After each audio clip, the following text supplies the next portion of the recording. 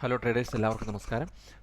ഇന്നത്തെ മാർക്കറ്റ് നോക്കുവാണെങ്കിൽ നല്ല ഗ്യാപ്പ് അപ്പ് ആയിട്ടായിരുന്നു മാർക്കറ്റ് ഓപ്പൺ ചെയ്തത്. 25,000-ന് മുകളിൽ ഓപ്പൺ ചെയ്തു.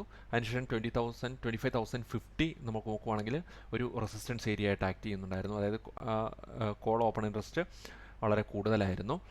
അതിനുശേഷം മാർക്കറ്റ് സ്ലോലി താഴേക്ക് 25,000-ലേക്ക് വന്നു.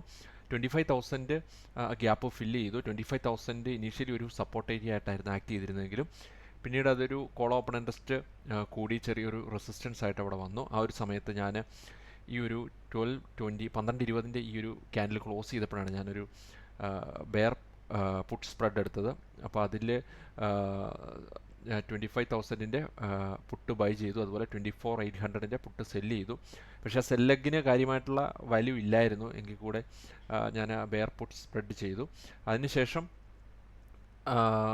12:35 ഈ ഒരു ക്യാൻഡിൽ ക്ലോസ് ചെയ്ത സമയത്ത് ഞാൻ എൻ്റെ പൊസിഷൻ എക്സിറ്റ് ചെയ്തു. കാരണം ഇവിടെ 25,000 തൊട്ട് 24,950 ഒരു 50 പോയിൻറ്റ്സിൻ്റെ മാക്സിമം ഒരു മൂവ്മെൻറ്റേ ഉള്ളൂ. അതും സഡനായിട്ട് വന്നില്ലെങ്കിൽ പുട്ട് ഓപ്ഷൻ പ്രീമിയം എല്ലാം നമുക്ക് DK ആയി പോവും. അപ്പോൾ അതുകൊണ്ട് പ്രത്യേകിച്ച് നമുക്ക് ഗുണമൊന്നുമില്ല.